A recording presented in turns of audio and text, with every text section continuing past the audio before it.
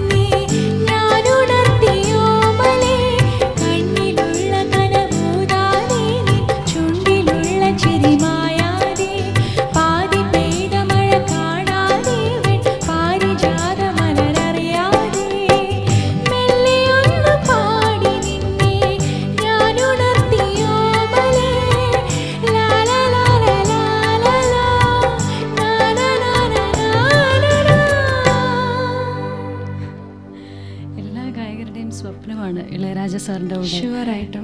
അത് മാത്രമല്ല, I think എല്ലാ സിംഗറിനും ഒരു എക്സ്പീരിയൻസ് ഉണ്ടാവണം അദ്ദേഹത്തിൻ്റെ കൂടെ. നമുക്ക് ഒരുപാട് കാര്യങ്ങൾ പഠിക്കാൻ പറ്റും. കാരണം ഇപ്പോഴത്തെ ഈ മോഡേൺ ടെക്നോളജിയുടെ പഞ്ചിങ്ങും അതൊന്നും തീരെ താല്പര്യമില്ല. അദ്ദേഹത്തിന് ശരിക്കും പാടി പാടി പാടി തന്നെ അത് പെർഫെക്റ്റ് ആക്കണം. പിന്നെ അത് മാത്രമല്ല, അദ്ദേഹം പാടുമ്പോൾ നമ്മൾ എക്സ്ട്രാ ആയിട്ടുള്ള സംഗതീസൊക്കെ ഇംപ്രൂവൈസ് ചെയ്യാനൊക്കെ എക്സ്ട്രാ സംഗതീസൊക്കെ ഇട്ടാൽ അദ്ദേഹത്തിന് ഇഷ്ടമല്ല. കാരണം അദ്ദേഹത്തിൻ്റെ പാട്ടിന് അങ്ങനെ നമ്മൾ ചെയ്യേണ്ട ആവശ്യമില്ല. First of all it is so complete, എല്ലാ അതിലുണ്ട്. നമ്മളങ്ങനെയൊന്നും ചെയ്യേണ്ട ആവശ്യമില്ല. പിന്നെ ഭയങ്കര സ്ട്രിക്റ്റ് ആണ് പാടുമ്പോൾ, നോട്ട്സിനെ കുറിച്ച് ഭയങ്കര സ്ട്രിക്റ്റ് ആണ്. അപ്പോൾ അതുകൊണ്ട് നമ്മുടെ മൊത്തത്തിലുള്ള ഒരു അപ്രോച്ച് തന്നെ ഭയങ്കര സീരിയസ് ആവും. അദ്ദേഹത്തിൻ്റെ കൂടെ നമ്മൾക്ക് റെക്കോർഡ് ചെയ്യാൻ ഒരു എക്സ്പീരിയൻസ് കിട്ടുകയാണെങ്കിൽ നല്ലൊരു അനുഭവ പാഠമാണ് അല്ലേ? തീർച്ചയായിട്ടും. ആദ്യം ജൂൽസിനെ പാടിയത് മോഹൻ സിതാര സാറിൻ്റെ പാട്ട് അല്ലേ? എങ്ങനെയാണ് അതിനൊരു അവസരം ഉണ്ടായത്? ഞാൻ അദ്ദേഹത്തിനെ പരിചയപ്പെട്ടത് എൻ്റെ ഒരു റിലേറ്റീവ് വഴിയാണ്. പത്മകുമാർ എന്ന് പറഞ്ഞിട്ട് എൻ്റെ ഒരു റിലേറ്റീവ് ഉണ്ട്. അദ്ദേഹത്തിൻ്റെ ഭയങ്കര ക്ലോസ് ഫ്രണ്ടാണ് മോഹൻ സിതാര അങ്കിൾ. അപ്പോൾ അങ്ങനെ യാദൃച്ഛികമായിട്ട് പരിചയപ്പെട്ടതാണ്. അപ്പോൾ ഇങ്ങനെ പറഞ്ഞു, അപ്പോൾ പത്മകുമാരേട്ടൻ പറഞ്ഞു ഇങ്ങനെ കുട്ടി കുറച്ച് പാട്ടൊക്കെ പഠിച്ചിട്ടുണ്ട്, കുറേശ്ശെയൊക്കെ പാടും എന്നൊക്കെ പറഞ്ഞു. അപ്പോൾ മോഹനങ്കിൾ പറഞ്ഞു എന്നാൽ അങ്ങനെയാണെങ്കിൽ കോറസ് പാടി നോക്കാം എന്ന് പറഞ്ഞു. അപ്പോൾ അങ്ങനെ പ്രണയമണിത്തൂവൽ എന്നുള്ള പടത്തിന് ശ്രീകുമാർ സാർ പാടിയ പാട്ടിന് കോറസ് പാടാൻ പോയതാണ് ചേതന സ്റ്റുഡിയോയിൽ തൃശ്ശൂർ.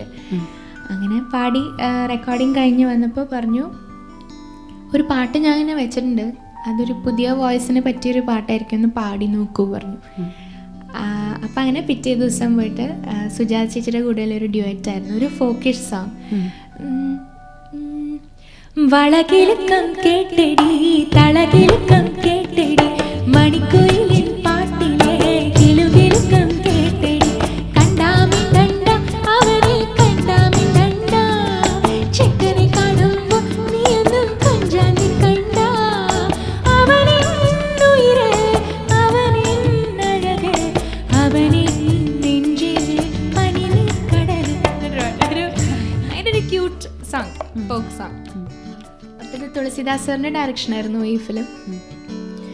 ഗോപികയുടെ ഒക്കെ ഫസ്റ്റ് ഫിലിമാണ്. അപ്പം അങ്ങനെ just for the fun of it ഞാൻ പോയി റെക്കോർഡ് ചെയ്തതാണ് ഈ പാട്ട്.